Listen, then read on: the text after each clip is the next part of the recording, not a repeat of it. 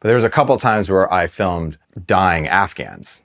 Have never used most of that footage because I was just like, why did I zoom in there? This isn't like a Hollywood set. Like, this is not somebody with fake blood and a fake blown up leg or something. Like, this is somebody like that's probably gonna die and that's injured. Later, when I looked at the footage, that's when I was able to process it, was shocked by it.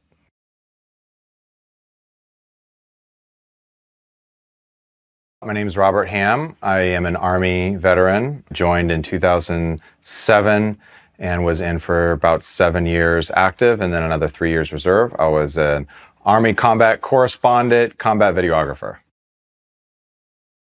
I grew up in Reseda, California, known for The Karate Kid. I was like right down the street when they made that movie, and there was like a karate place that I went to that was like right there. So I was really into Karate Kid because he was from Reseda. And grew up low, you know, kind of like lower middle class, not a ton of money. Parents were artists.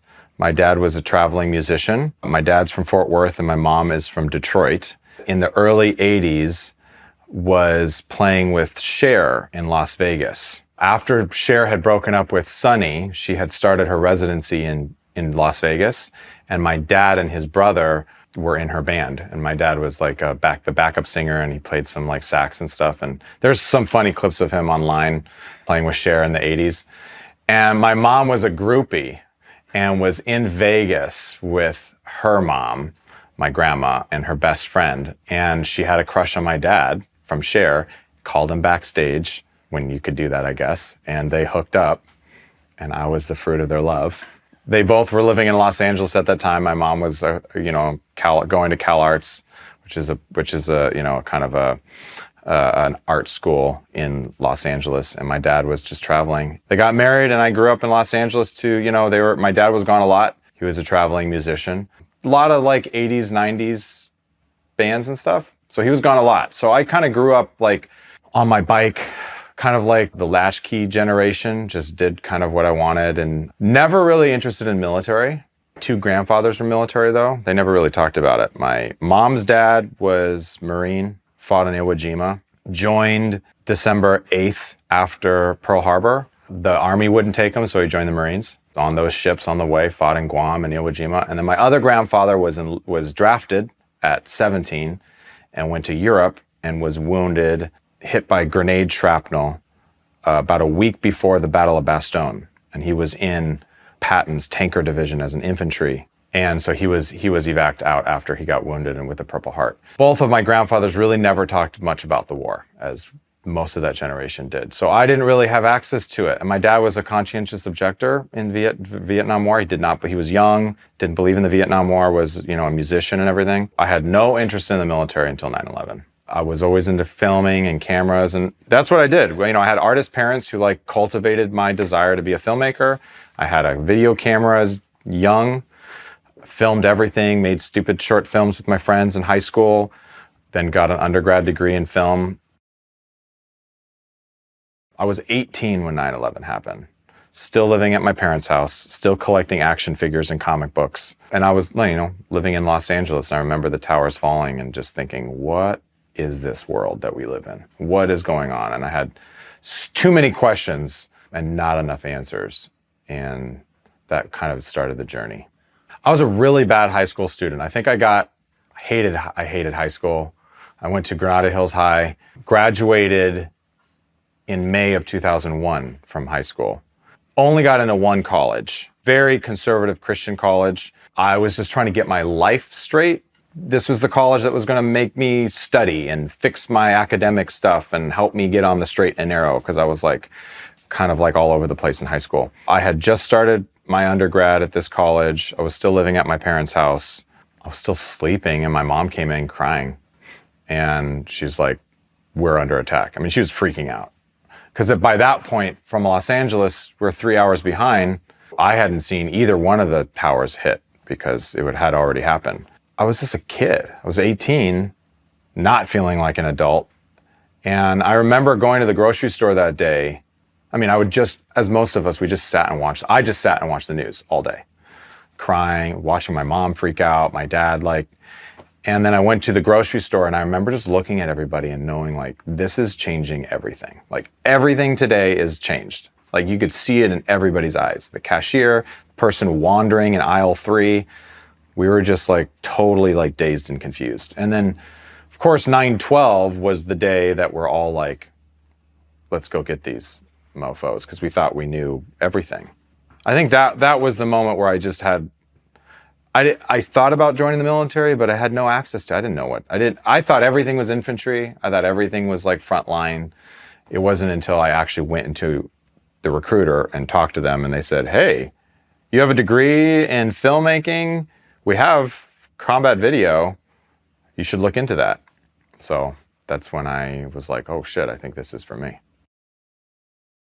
9/11 happened and I went and talked to like a recruiter initially, but it wasn't for me. I wanted to finish college. So when I joined in 2007, it was the height of the Iraq War and they were looking for bodies. Not a lot of people were. They were actually very low in their numbers for recruiting. So when I came in there, they're like, we have combat videographer job locked in. We're going to give you a quick ship bonus. We're going to give you an airborne bonus and you get to go in as a specialist because you have a degree, and you get like a bachelor degree bonus. Because I didn't want to go officer. I wanted to be on the front lines with my camera telling the story of soldiers is like what I wanted to do. And they gave me everything I could possibly do. I was kind of perfect for them because I got everything I wanted.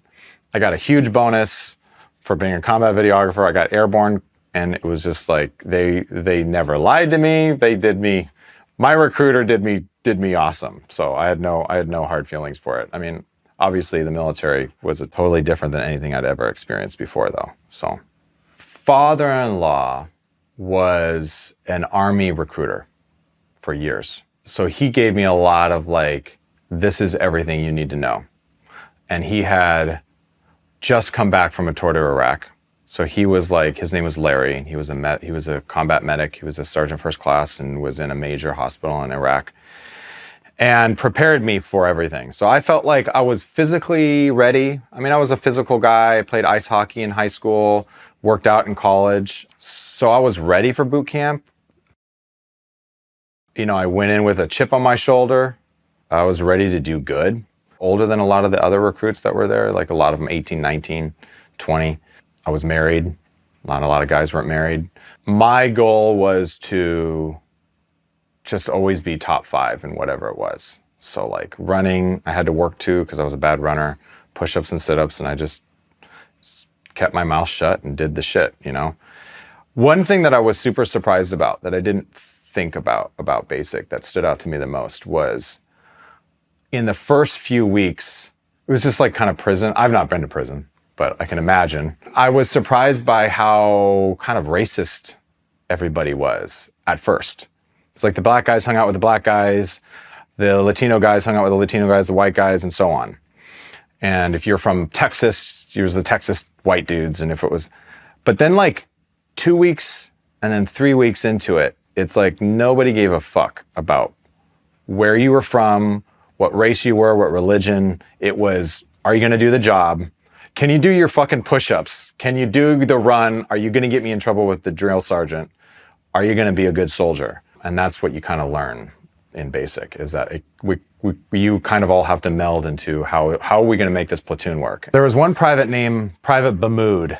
He was African, barely spoke English, had been in the country for like a year or something like that. His physical, he couldn't even do push-up or a sit-up at the beginning of basic. So Bamood we're in a live fire exercise and he forgot to take off his blank firing adapter, which you're only supposed to have on your weapon if you have blanks in it. It's in front of the muzzle, and he had live ammo inside of his weapon while he's maneuvering, and he's about to get to a spot where he's going to open up fire on targets with a live weapon, with live ammo, with a blank fire adapter on it.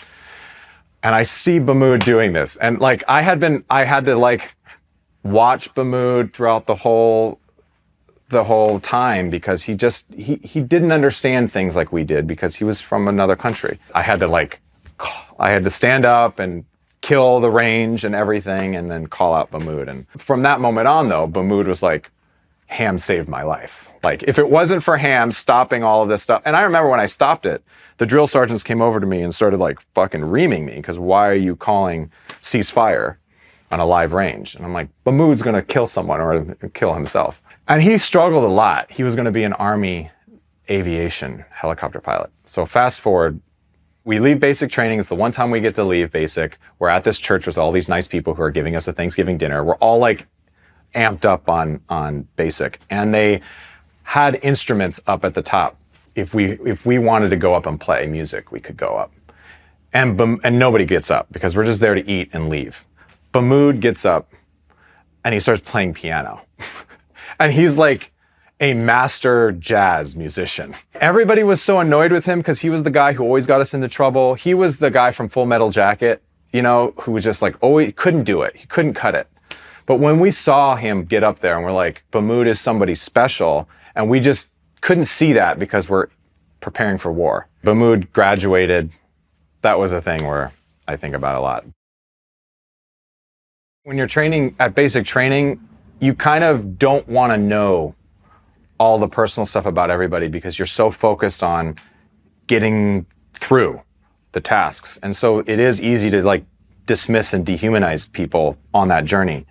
And I think that was an important moment for me to always remember that like, we're all wearing the same uniform, even though that this guy might be incompetent in one area, he's still somebody that has a whole life and a whole story and a whole thing. So after boot camp, I went to advanced individual training, and for my MOS and any MOS in the Army that was, or military occupational specialty that was artistic related. We had graphic guys, we had combat video, combat camera, writing, and radio.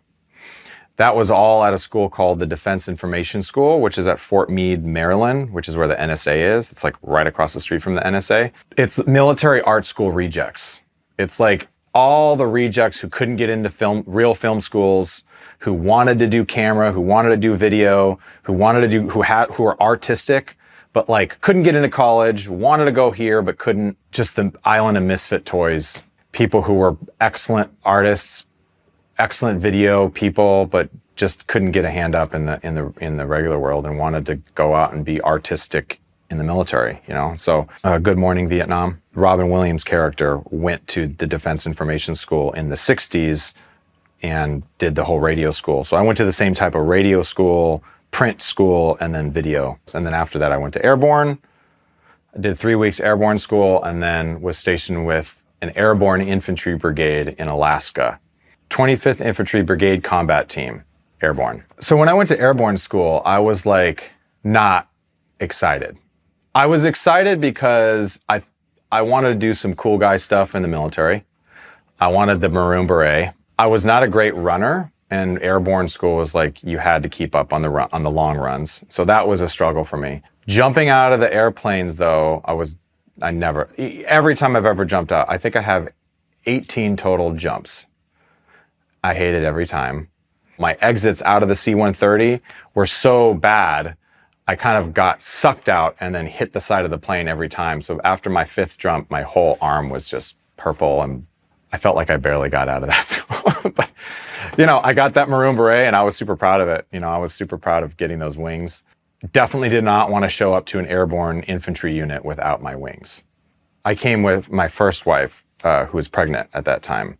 When you kind of are in the military and you have a family, you're a little bit outside of like the guys club a little bit, or at least you could get out of it a little. Plus I didn't have a platoon. So like I was in a public affairs shop that had an officer, a staff sergeant, me, and a combat photographer. That was it. So we were kind of our own little world. You know, we had a headquarters platoon that we would work out with and everything, but they're all compartmentalized. When I arrived in Alaska, the 4th Brigade 25th Infantry had gotten back from Iraq about 5 months earlier, and they had a rough deployment. It was a 12-month deployment that got extended to 16 months. They were there during the Iraq surge. They came back, and I think they had lost 54 dudes. And so it was like it was a hard tour. And so a lot of these soldiers came back and were kind of like ready to take a break, except they had announced right when they got home that you have 1 year turnaround, then you're going to go back to Afghanistan. So 2008 was like if you wanted to stay in the unit, then you were preparing for Afghanistan, which was like half of the unit. And then the other half was like, we need to get out because that tour was brutal. So then I arrive and I'm kind of just in survival mode, trying to prepare for my first deployment. You know, I had a son. My son was born September 11th, 2008. And so that was obviously a super meaningful thing for me. And I had started, my first film that I made for the unit was about a company of soldiers in Iraq who had fought a hard fight in Jurfa, Iraq. After my son was born, between September and January when we deployed, I tried to get out with as many infantry guys to do, you know, they're all doing field exercises. I would try to get out as much as possible because I wanted them all to be very familiar with who I was and what I was capable of offering them going out. When you're a personnel other than a grunt, which is, I was a combat camera guy, there's always trepidation walking into those circles and saying, I want to come on a mission with you, because do they trust me? Am I a good soldier? Because they're not watching me train with them. I'm not there every day with them. Part of the ways that these guys are able to trust each other is that they're working out together, they're doing these exercises, they're seeing each other, they know their families. I'm a total outsider, and I am one videographer in a combat brigade of 3,500 soldiers. So like one day I'll go out with Bravo Company of the 501st. The next day I'm out with Charlie Company from the 509th, and then I'm out with another unit doing something else. So my approach was always keep my mouth shut, other than to make fun of myself. I felt self-deprecating humor with dudes is always a good approach. I would always say, like, if we get to a point where combat camera has to start firing, we're all fucked.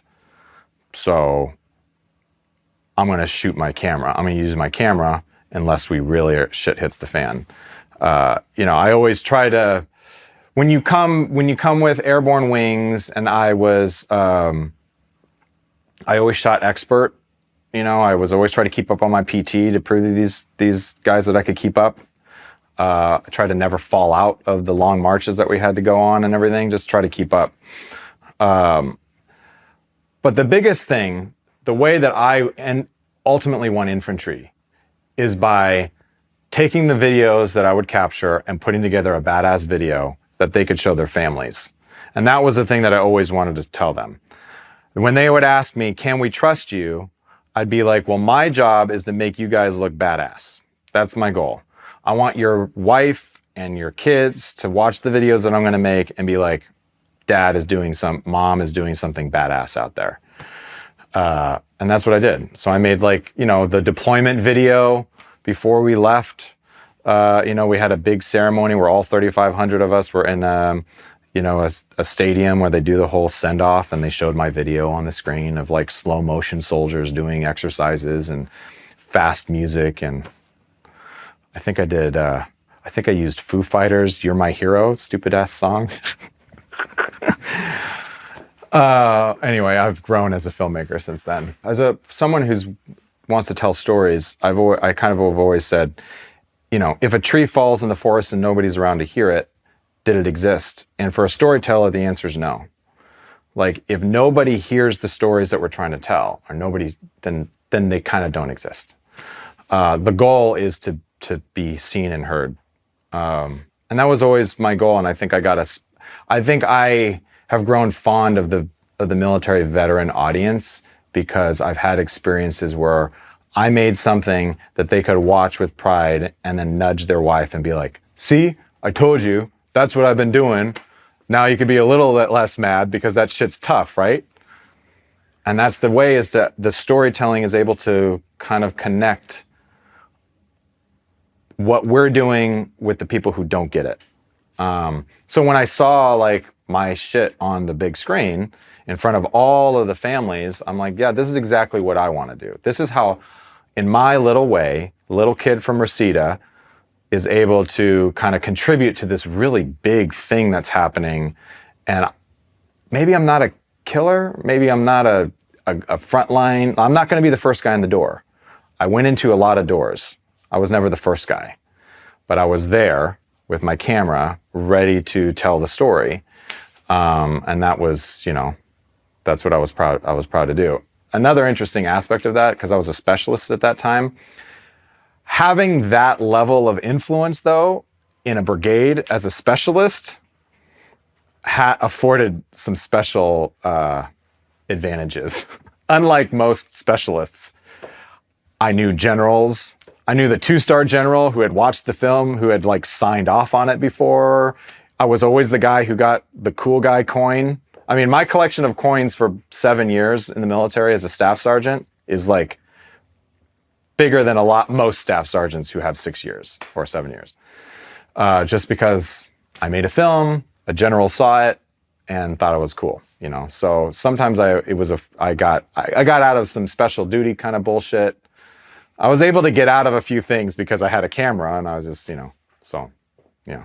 I mean, there was a couple times where I had, you know, when we'd go on missions, and I'll kind of come back, but when we'd go on missions in Afghanistan, we're doing a lot of like air assaults, and you're getting on a Chinook, which has a limited amount of seats. I think it was like max 50 people that can go on a Chinook.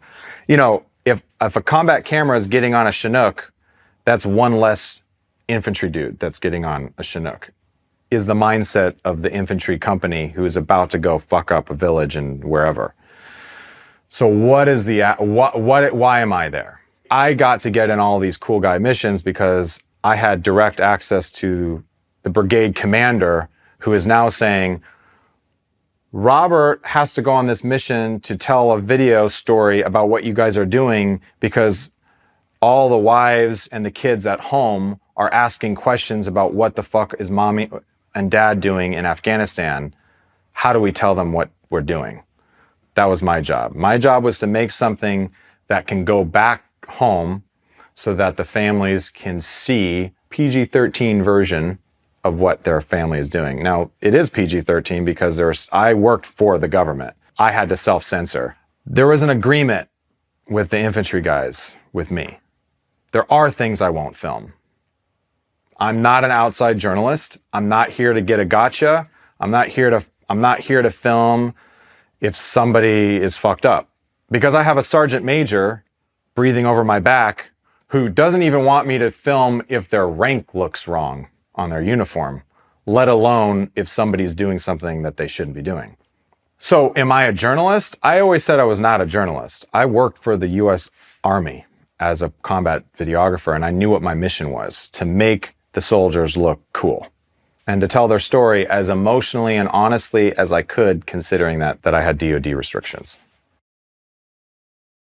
So I had done a lot of traveling leading up to my time in the military. I traveled all over the world already, had been to Europe, had been to Asia, had been all over the United States. I studied a semester in Israel when I was in my undergrad. So I spent 5 months in Israel. I went into Palestine and Israel. I interviewed, kind of like what this is. I went and interviewed Palestinians and Israelis. I got to see like the front lines of what they were doing and what was going on there. I was very interested in what was going on in the Middle East. Obviously, Afghanistan is a very different country, but I think I was really ready to go, and I was really excited and ambitious to go. I think I was leaving your wife and son for a year is a whole thing, and that was really hard. I mean, my son was born September 11th, 2008, and I left 4 months later to go to Afghanistan. So I missed the first year of his life, missed his first steps, missed his first word, missed, you know, all those moments that you get as a father for that first year, which, you know, I think in retrospect, I didn't mind because what the hell do I know how to do with a baby? But also, you know, you miss those times. But that's what it was, and a lot of people have missed those times with family. But other than the strain that it caused on my family, I was ready. I mean, I was like chomping at the bit. I wanted to get out and do as much as I possibly could. Yeah, and when I arrived in Afghanistan, I think I was, you know, scared, anxious, excited, ready to do my job, angry. I was really angry. You know, I think hate and anger motivates a lot of what happens in war for a lot of us in the individual, you know. I mean, I was still seething from 9/11. It was still it was like 2000. I didn't get to Afghanistan until 2009. And by then it was like, we had restructured the way that we thought about the Afghan war. So like, we went into Afghanistan after 9/11. It seemed as though we had kind of like did everything we needed to do by December of 2001. So we kind of like shifted priorities to Iraq. At that time, I actually joined in 2007 because I wanted to go to Iraq because I was afraid I was going to miss that war, basically. Because I believed in the weapons of mass destruction and the global war on terror, and I thought that Iraq was probably a better war to do that than Afghanistan. Now I've changed my thought on all that, but that's what I thought at the time. So when I went to Afghanistan, I wasn't really sure what we were even going to do there, other than we had shifted the strategy. President Obama was going to do a surge now because this was the right war. You know, Iraq was the wrong war. We got segmented for 8 years. Afghanistan's the war we should have been in since 2001. Now we're going to pick up where we left off and we're going to charge in. And my airborne infantry unit was the tip of the spear in the region that we were in to do the surge.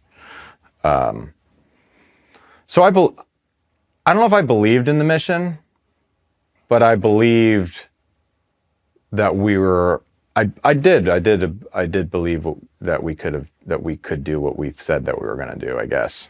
When I first got to Afghanistan, you know, the mission of what a public affairs person does is a little convoluted, because it's like we have to understand what this war is so that we can explain it back to the people back home, except most of the officers that were in charge couldn't tell you what we're doing. I mean, counterinsurgency, COIN. That's the doctrine that I had to like pound in my head to understand what our strategy was there. And so I think the first month I was there, they didn't even know how to use me or our public affairs shop.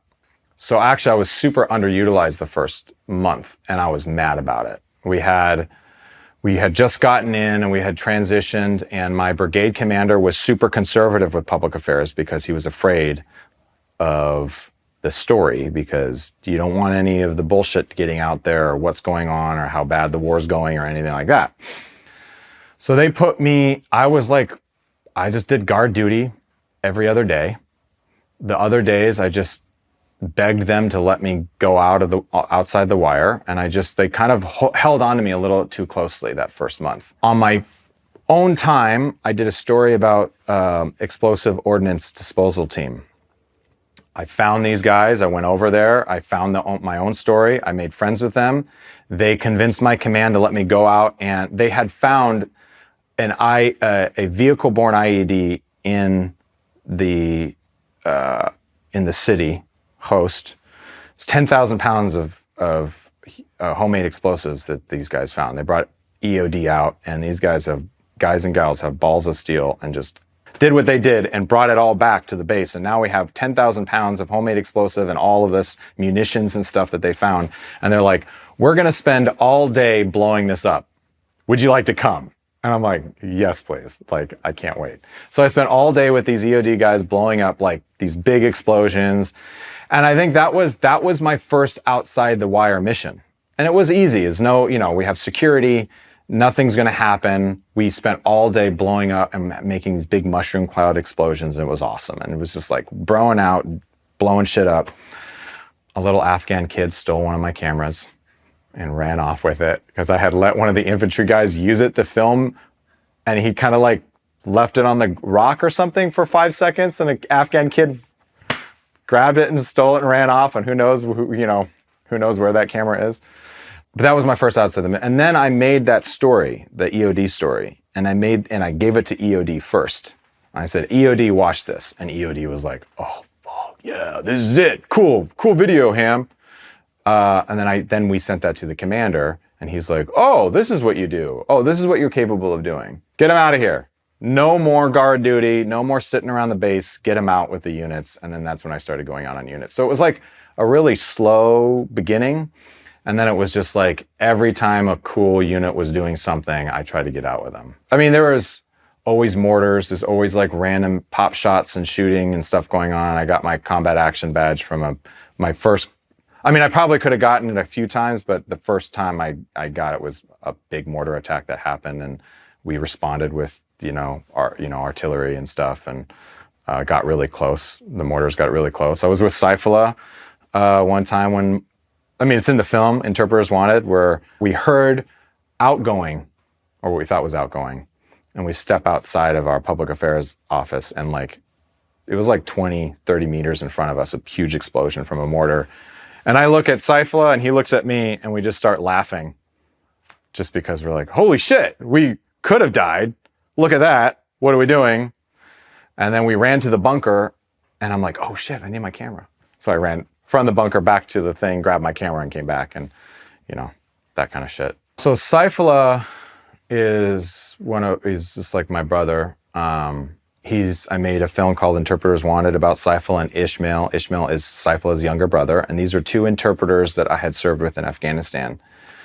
I always tell the story, when I first saw Cyphala, he was sitting in the public affairs shop that now would be my home for the next year, but he had been there for 5 years previous, with each new rotation of infantry units that would come in that he would support. And he was reading a book like literally that thick in English about the Gulf War on a chapter about Colin Powell, and knew more about Colin Powell as an example than I did, and was very eloquent English speaker, spoke 5 languages, one of the most brilliant people I've ever met. And he's just sitting there, and when I first walked in and I saw him, I'm like, I don't know who this guy is. I don't know what he does. I don't know anything about him. And could he be a bad guy? And there were times that even some of the people in our military circles, our unit, treated him like that. We couldn't trust him on secret phones. There were times where he would get, so there's a lot of times where, looking back, I think people in their inability to trust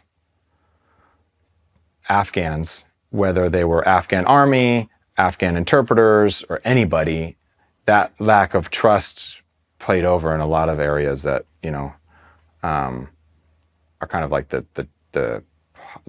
guess the sad human toll of just, being in war. But Cyphala and Ishmael became very, very good friends of mine. We were in attacks together. We spent a lot of time together, and I'm still friends with them. They live in San Antonio, and they're like my brothers. So, like any job in the military trains you really well. So they trained me really well to know how to handle a weapon, handle my gear, and handle my camera, and all the things I needed to do. So, I had a system. I had like I carried my weapon on my right and my camera on my left. And when I needed to use my weapon, I threw my camera over on my shoulder, and it dangled behind me, and I was ready, and then, but most of the time I wanted to film, so there was a naive safety behind the camera. There wasn't safety, right? I was there with everybody else. But when you put the camera up and you're looking through a lens, or you're looking through the screen, it's almost feels like a shield. Because now instead of looking at all the 360, I'm looking at the very specific image that I'm looking at. A guy's face, a gun, an Afghan kid, fucking trees, I don't know, whatever I was filming, I ended up filming hundreds of hours of footage in Afghanistan that year. And I think it kind of protected me from the stuff that was actually happening. I mean, I remember the first time I filmed someone dying, as an example, which you're never, as a public affairs person, you're really never supposed to film wounded soldiers. It's like part of our thing. So I've really very seldom filmed injured or dying soldiers. But there was a couple of times where I filmed dying Afghans. And I remember the first time I did that, when I looked at the footage later, it felt very insensitive, like what I was doing. I actually probably have never used most of that footage, because I was just like, well, why did I zoom in there? What was I doing? But I think I was trying to Like, this isn't like a Hollywood set. Like, this is not somebody with like fake blood and a fake blown up leg or something. Like, this is somebody like that's probably going to die and that's injured. And I remember filming it. And then later when I looked at the footage, that's when I was able to process it and like kind of like was shocked by it because I didn't think about it while I was doing it. And I think that's one of the things that like is an advantage of being just a grunt, because you go in, you do the thing, and then you move on. Compartmentalize it. We did some shit today. We moved on. Let's move on.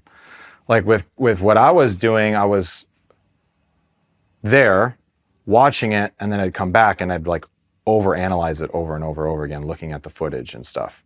And I think that's when the darkness of the war and the combat stuff kind of hit me, was like later, because I got to like watch it over and over again. But when I'm in the moment, it felt safe to be behind the camera. It felt like I was able to kind of put myself separate from what was actually going on. December 30th, 2009 was the largest loss of death in CIA history. And it was when, actually they show this scene in Zero Dark 30. It's actually in the very middle of Zero Dark 30. What had been going on is that there was a Jordanian he was a triple agent, because he was working for basically the Haqqanis, the Al-Qaeda, for several years, had convinced the Jordanians that he was cool, who had convinced us that he was cool. And he had convinced the CIA that he knew where Osama bin Laden was. So this is all like talks about in Zero Dark 30. So they were supposed to meet this guy at Combat Outpost Chapman, which was a small CIA base in Khost, Afghanistan, on the kind of close to the border of Pakistan. I was on Forward Operating Base Salerno, which was about a click from Cop Chapman. Combat action had kind of slowed down in around November to January because it got winter, and a lot of the Taliban and Al-Qaeda went over into the Fatah region, or to Pakistan, basically. And the fighting season would come back in the spring. There weren't as many missions I was going on from like Thanksgiving till like January. I got on call with the combat medevac team, and they gave me a walkie-talkie. Combat medevac are like dust off, which was like basically like Black Hawk helicopters with the big cross on it. They're just like a medevac. They're like an ambulance. There is a rule called the Golden Hour that had happened starting, I think, in Iraq in like 2007 or 2008, that we guaranteed any soldier who was wounded in our AO could get medevaced out within 1 hour, anywhere in the country. That's what our promise was to soldiers who were getting wounded. So these medevacs were up and down all the time. So we were getting, anytime anybody got wounded, these medevacs, these medical teams would get into the Black Hawks, would go off, pick up people and bring them back to the hospital. So I had my own radio with the dust off folks, and they'd call me. I'd get the call, and I had between 10 to 15 minutes to get all my gear, get to the flight line to take off with them. And so I was doing some stories on December 30th, I got the call and I got on the bird, and we landed like right after this huge explosion that had happened at Combat Chapman. So this Jordanian double agent was able to, they basically didn't check him to come on to this base because he had said, I have this information, I don't want you to check me.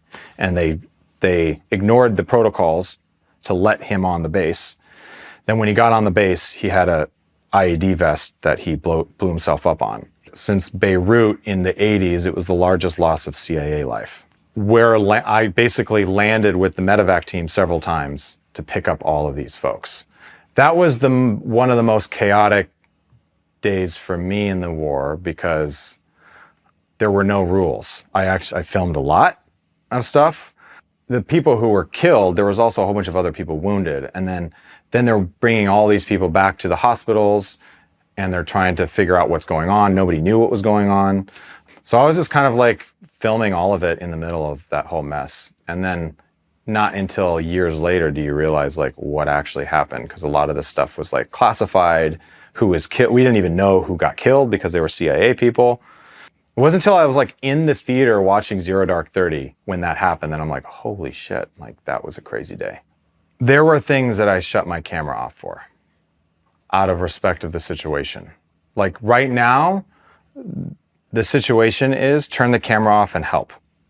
Be a soldier, follow orders. I mean, there were times that I'd have somebody who outranked me say, turn the fucking camera off. And I don't know who you are, but you outrank me, so okay. I'll have my boss talk to your boss. I don't know, that doesn't really fly sometimes when you're in combat. You just do whatever they tell you to do. There's certain things you don't film. That was the brotherhood. A lot of the situations that went wrong, I felt like as a combat videographer, I'd show up afterwards. So like one of the biggest stories that I did was called Attack on the 4th of July. It was a huge attack that happened on July 4th, 2009. It was a remote combat outpost. They had estimated, I don't know, anywhere from 100 to 200 Taliban dudes that surrounded this base. They had every weaponry that they could possibly have. They had a vehicle IED with 10,000 pounds of homemade explosives that they blew up right outside the gate. They almost overran this whole base. I show up like a week and a half after that attack to tell their story. So there, it was really still raw, like really raw. I mean, they were still kind of like cleaning up the mess and rebuilding the Hesco walls and fixing the gate and all that stuff when I'm showing up. They had lost 2 mortarmen, Justin Casillas and Aaron Fairbairn. They were 19 and 20 years old. Aaron Fairbairn was hit with a mortar and Justin Casillas threw him on his shoulders and ran through enemy fire to take him to the medic bay. Subsequently, he was hit with a mortar and then they both died. Justin Casillas posthumously received the Silver Star. I wore their bracelet for years. I think about them a lot. I didn't know them. I remember seeing them around, but you know, they're just in another unit. You don't really. But when I went when I went to this base about a week and a half after the attack, started interviewing the guys and filming them. And I hung out with them I was there almost, I think, a week and a half, 2 weeks. And it's like a remote outpost. I mean, they're burning their shit. They're taking water bottle showers. They're right outside of a village, so they're getting contact all the time. And they're also guarding the village and doing foot patrols all the time. And they were a close-knit group of dudes who were not initially welcoming to me, but then understood what I was doing. The Taliban had filmed the attack from 5 different camera angles. There was like 5 versions of Robert out there filming the attack. And so once they got all of that footage and let me have it for my film, we did recreations. I had them like, it's the wild, wild west out there. So I'm like, hey, can you open up fire on that mountain just so that I could film it? And they're like, sure. And they'd open up with a 50 cal. And it was like, I was just a fly on the wall there to kind of see what these guys went through. But I could still feel like the interviews that I got from them were super raw and like honest. And they were great. We did a lot of missions together. We did like a 72-hour walk mission through the mountains with them, found IEDs, and we got shot at a few times. And able company of the 509th. And they were fucking warriors that day. I mean, they just held off. They were completely surrounded. Air assets could not get to them in time. This was during the whole Bo Bergdahl situation, which is a whole nother thing that I was a part of because he was part of our unit. Our air assets were kind of spread thin. They didn't get there. It took them 3 hours to get Apaches to that attack. It was crazy. The film that I've been working on basically since then is called Searching for Bergdahl. It's a documentary about the whole Bo Bergdahl situation, what happened, the mystery surrounding why he left, what happened while he was gone, the extent of the search, what happened when he came home, all of that. Interestingly, Bo got to our unit the same time I did, in the summer of 2008. He was in the 501st Infantry, and I was like over here. So I only crossed paths with him a couple times. I actually filmed him at a memorial ceremony in December of 2008. So he walks off June 30th of 2009, and our unit was like full force. Like, this is the mission. The mission is find this kid. There were 6 soldiers that were supposedly killed looking for Bo. However, the nature of war is way more complicated than being able to say, like, these guys were there on missions looking for Bo, and that's why they were killed. I don't like to say that that's what happened, but regardless, we lost 13 guys that whole deployment. Patrick Devo was the first guy we lost. He got killed in an IED. That was one of my other films I made. I showed up to that unit. Like, my public affairs officer was an infantry guy before he came public affairs. So he had done a deployment to Iraq, and he was a hard charger.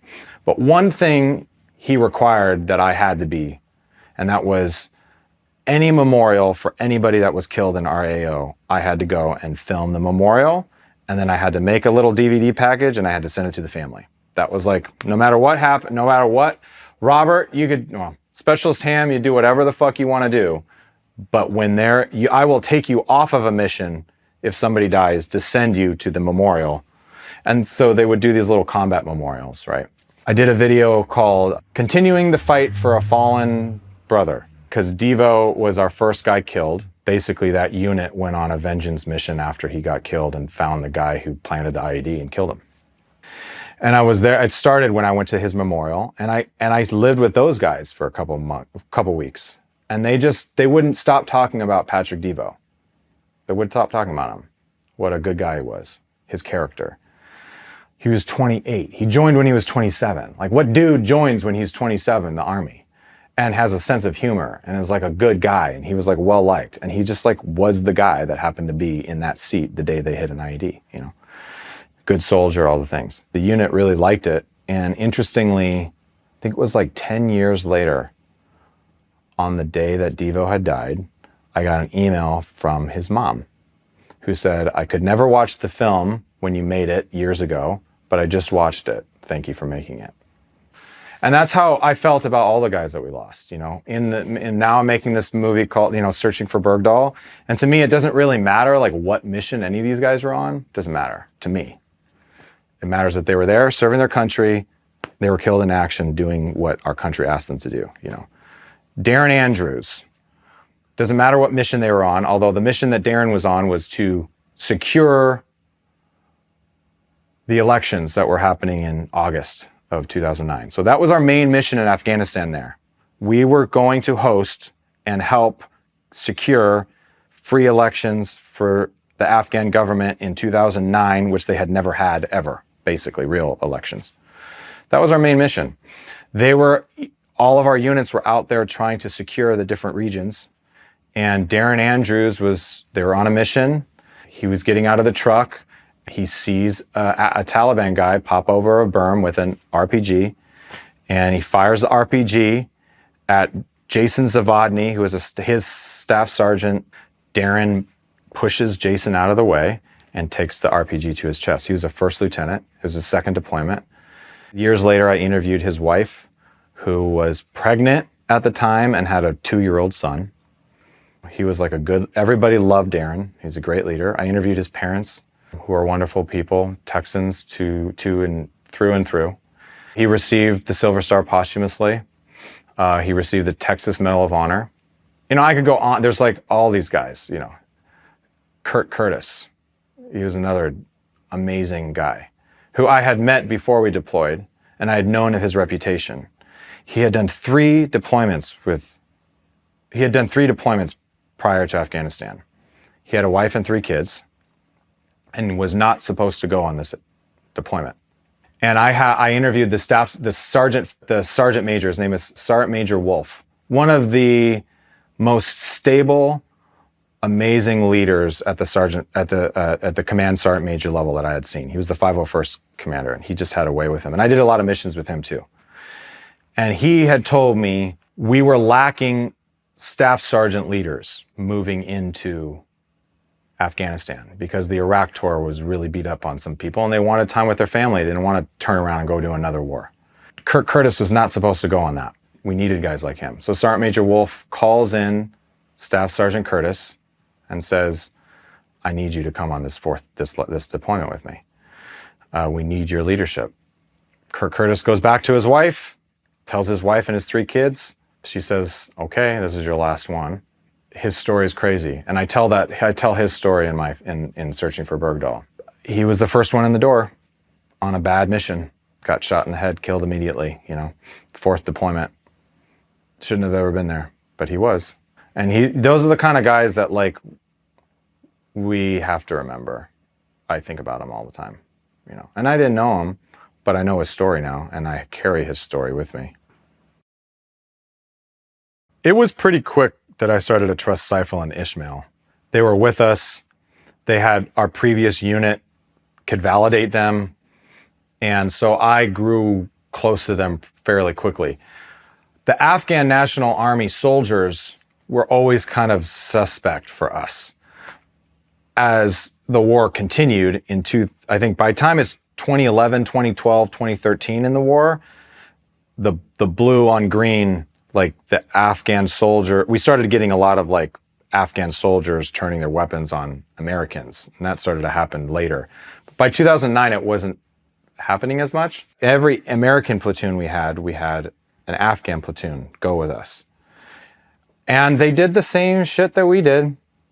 They fired in the same direction that we did. They were on I watched them get, you know, a couple of them get blown up and killed. We were humping the mountains with these guys, and they were doing it. And they were doing it for their country. So when I started to fight alongside the Afghans who were fighting the bad guys that we were, then you're like, oh shit, some of these guys are warriors. One time in particular, I spent a couple nights at a very remote outpost, exactly like Restrepo. It's like it was like built from the mud with this platoon, and they'd cycle out every 7 days with another platoon. So they'd spend a week on top of this mountain in the middle of nowhere. And they had an Afghan infantry platoon with them while they're up there.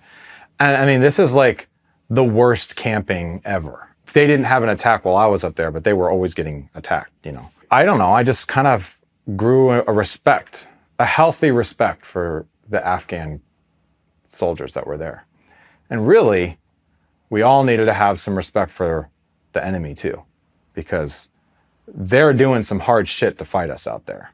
And as soon as you stop respecting what they're doing is when you could get hurt. I grew a level of respect, but you're always wary. You know, you never know what any of these guys are thinking and how good are they. That was always a topic of conversation. These are the good Afghans. These are the medium. That guy. I played by the military rules as much as possible, and you don't go off base, you know. You don't like that scene in Hurt Locker where he just like left the base to go into the village or whatever. Like I didn't have that. Nobody, you know. I never really got to go see Seifel and Ishmael's home, which I would have loved to. Seifel commuting to the base every day was, he had to change routes almost every day because an IED blew up this bridge, or like there's bad guys at this area. I remember one time though, to answer, I guess, we did an interpreters conference. They wanted to get some public affairs advice. And so it was like at this big weekend-long thing. It was like a governor meeting, and they had like the governors of the different regions come out, and by day the Afghans were interpreting, and I was there, and then we had like all the interpreters come and let's talk to Sergeant Ham about public affairs and all this stuff. So we're sitting there and and all the interpreters are there, and all they wanted to talk about was sex. They didn't want to talk about anything else. They just had like the level of repression in Afghan culture sexually is like so high that they're just like super curious about Americans.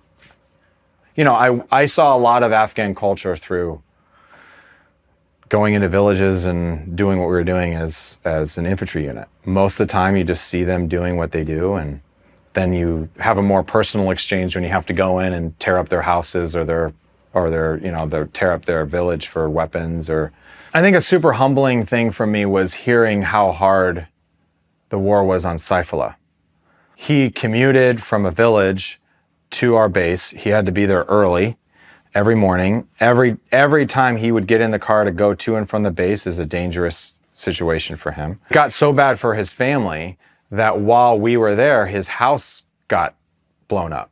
Nobody was hurt, but he decided to move his whole family to Kabul with his cousins and some other family that lived up there to basically abandon their home in Khost, which is where they grew up and lived, And Saifullah moved to live on the base with us. And so he lived in the journalist hooches with, you know, the Fox News and CNN guys when in full time after his house got blown up. And that was really super hard for him. Saifullah was happy that his family felt safer now in Kabul, but now he's away from his family. He's still doing a hard job. He's living on the base. So it was always dangerous for them. Saifullah and Ishmael are like as patriotic as any for their country, Afghanistan, as any American I've ever met for America. They love Afghanistan. They love the country. If you were to sit down with Saifullah and Ishmael, it would be within the first 5 minutes, Ishmael would pull up a photo of how beautiful Afghanistan is and how proud he is of that country. They were probably more idealistic than any of us on the American side that this could work, that we could make this happen. Saifullah and Ishmael wanted it to work in Afghanistan because they hate the Taliban. They wanted to have a democracy, they wanted to have a Western influence, they wanted to have freedom, and they wanted to worship, do business, do what they wanted to do without all this war happening. And that was their hope. But by 2008, 2009, Saifullah and Ishmael had already been doing this war with us for 5 years. And that's when they started looking at getting out of that country because it didn't look like the war was going to end anytime soon. I mean, by the time I was getting there, President Obama had started a surge. We were sending 30 to 50,000 more soldiers to Afghanistan, and we needed the best interpreters, and we needed all of them. And so no Afghan interpreters were getting out of that country. That's the beginning of the journey that I start to tell and interpreters wanted about how Saifullah and Ishmael ended up getting out of that country, but it took years and years. Would go back tomorrow if it was safe. Actually, Ishmael would probably go back tomorrow if it wasn't safe, because that's how much he cares about that country. I think Saifullah is over war. He's been in war his whole life. He's ready. He's just like, I'm done. He got his citizenship. He's an American. His 4th child was born in America. He loves this country. Ishmael does too. When you're forced out of a country that you love, it's just a tragic thing. We're always comparing like our experience to other people's experiences. And I always felt like, oh, I just did one deployment. As soon as I got back from Afghanistan, I wanted to go back. I had never felt more appreciation for what I was offering the world. I had never been so passionate about my job. I had never wasn't making a lot of money as a sergeant, but I've never made more money. I mean, coming back from a deployment untaxed, you're like, holy shit, I actually have money. I'm like, you know, as opposed to working all the stupid jobs I did before the military. I had respect now. I had rank. I was a sergeant. I had a combat action badge and all this stuff. I thought I was like badass and I wanted to go back again. My late wife was like, don't, you can't. I'm gonna leave if you go back. That's just how it was, you know. And so I went on to Hawaii and then did all my Hawaii stuff. At the end of the day, what I try to tell veterans is what you did was enough. I did everything that I wanted to do in the military. I did a deployment. I checked off all the lists. I made rank real quick. I never got into trouble. I got all the little cool medals and all the things that you could do in the military. And so I'm proud of my service. I'm proud of what I did. I didn't leave anything in the game. I put it all in there, and now I've grown to a point in my life where now I could do that for my family, for my people. I could put it all in the game every day by just trying to be a better person and being there for my kids and being there for my wife. And that just because I didn't fucking die or get my legs blown off, or I didn't get it as hard as some other people that came back from those wars, that there's other ways that I could contribute. By the time that I was getting out of the military in 2013, I could have pretty much gone anywhere that my MOS allowed me to. I got asked to go to a whole bunch of different spots. I won the Military Videographer of the Year 3 times in a row, which is the most in Army history. This is a moment that was profound for me. I was sitting in my office, 8 months before I was going to get out, talking with a buddy. What the fuck do I do now? How do I know I'm going to get out? He's like, well, what do you want to do? I want to do film. He said, well, use your GI Bill. I'm like, okay, where do I go? He's like, what school have you always wanted to go to, but never had the balls to apply or didn't think you could? And I'm like, well, I'm from Los Angeles. There's only one film school I've ever wanted to go to, I've ever even thought about going to. It's USC. There's no way I could have ever gotten into USC. My grades sucked, was not even close to being able to pay for USC. You know what? I have the GI Bill. I applied. It was the only school I applied to and I got in. And so that was really a helpful transition tool for me, because it's like I went literally from the military, and I actually had overlap to go to USC. I actually had another month of leave. I didn't have any time to sit and think about what my future was. I knew exactly what the next 3 years was going to be. Plus I was in the reserve, so I still had the reserve time while I was doing USC. Transitioning though from the military, being that level of respect and all the things that I had there, to going to this top film school, which is, they call it the University of Spoiled Children for a reason. So transitioning, I was like able to just focus on film, but over time I just like, I didn't know who I was anymore. I was struggling with like who I wanted to be, what my purpose was. My family situation was deteriorating. I was drinking more. I was isolating more. I was hiding and lying about stuff more. I was just in a very toxic situation that did spiral to the point where I felt like I was hurting the people around me, didn't have the value that I had before. And I did not only think about killing myself, but I loaded a gun and like thought really seriously about it and got drunk and was like, okay, I think I could do this. And it took me a few years to get out of that mentality too. I had to do a lot of work. I had to make some relationships right.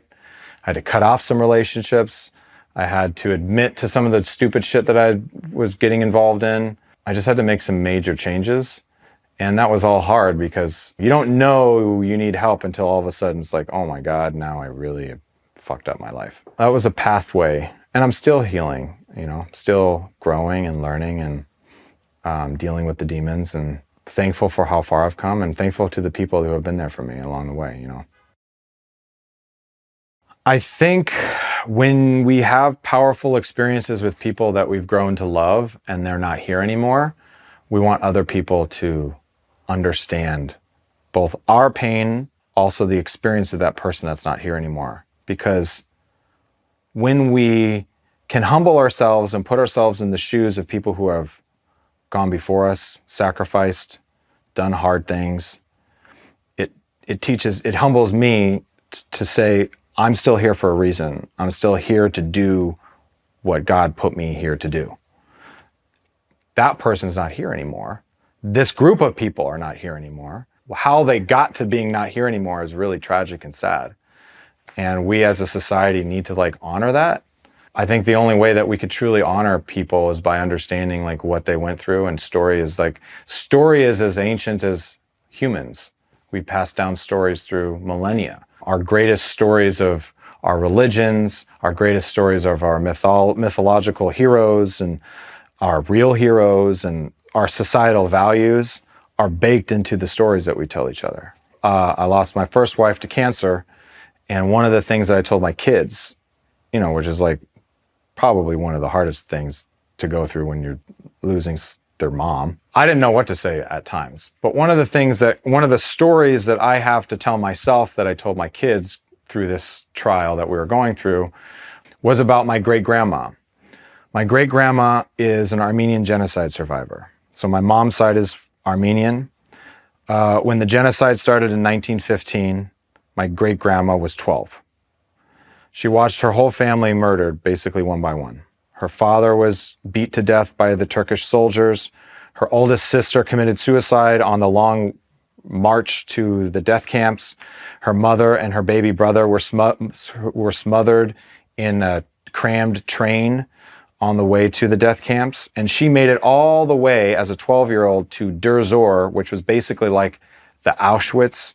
It was like what the Auschwitz was for the Jewish people and the Nazis was what Der Zor was. It was the place where most of the Armenians were being taken and worked to death and murdered. It was the biggest camp. And she was able to escape that camp to become basically an Iraqi man's third wife throughout her teenage years.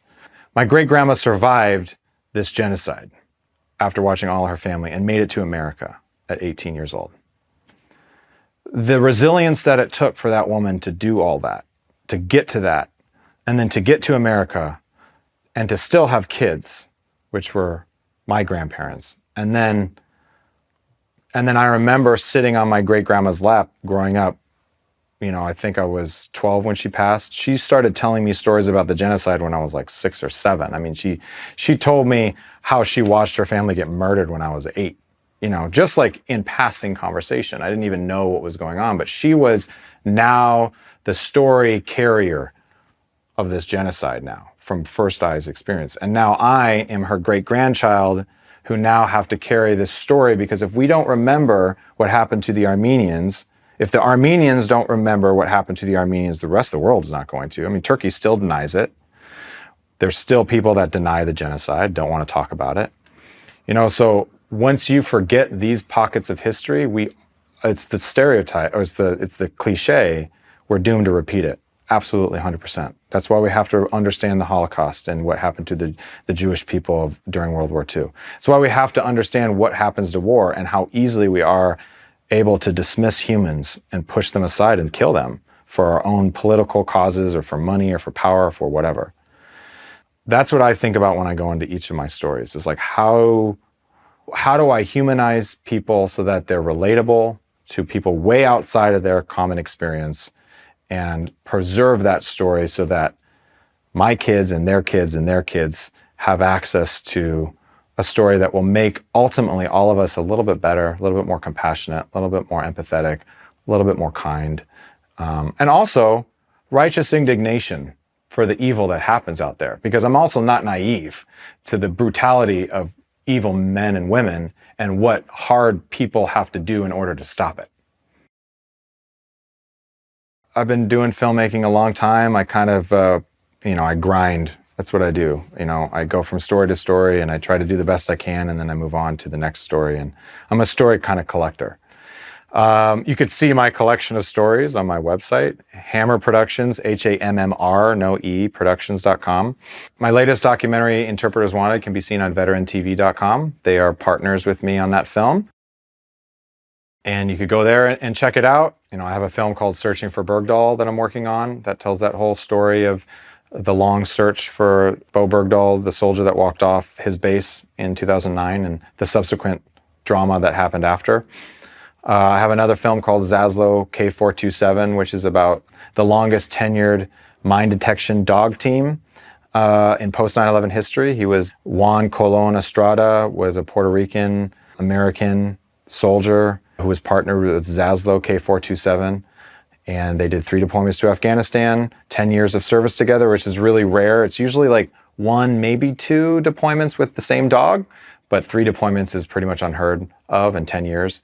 And Zaslow was able to retire with Juan. Zaslow, the dog, was actually named after a man who was killed on 9/11, Ira Zaslow. And because they were naming these dogs after 9/11 victims, so that's like an interesting tie to 9/11. So it's a really heartwarming story that documentary is almost done. There's some information about it on my website. Other than the documentaries and the feature films that I'm working on, I'm working on a horror movie about veteran suicide that I think is really good. And then I have my day job, though, is I do a lot of work with the VA, with the Veterans Administration Hospital.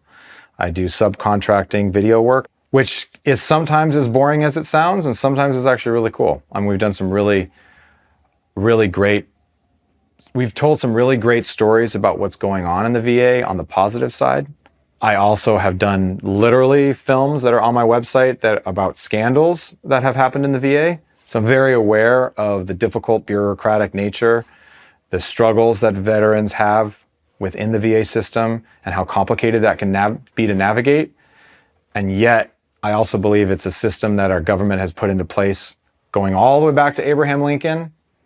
Abraham Lincoln started what was called the Old Soldiers Home system, which then eventually evolved into the VA, and it's meant to house and home and feed and clothe and also give health care to veterans. And that's the system that's been in place, and I think that's the system that we have, and for all of its flaws, there's a lot of good things that are happening. I think The VA partnered with a lot of these veteran service organizations, American Legion, VFW, DAV, but also a lot of the nonprofits that you and I were just talking about that veterans are doing, you know, Wounded Warrior Project all the way to surfing with veterans, canine for veterans, horses for veterans, ketamine retreats, psilocybin stuff. Like, we are full force. How do we heal the service member community? And I think the VA is a crucial part of that conversation.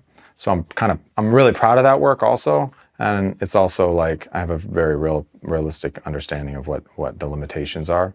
So ultimately, like, the thing that I want to tell a lot of veterans is that the same tenacity, ambition, courage, even confusion, and all the things that got us into the service are the same things that could give us our life back too on this side. Like, I have gained a huge amount of resilience from my service. I've gained a huge amount of confidence in myself and the people around me that have done the same thing. Thanks to Urban Valor. Thank you, Josh, for letting me come and spill my, you know, stories and stuff. I really appreciate it. I oftentimes don't have people ask me about my story. I'm usually the one doing what you're doing. So I appreciate it very much. Thank you.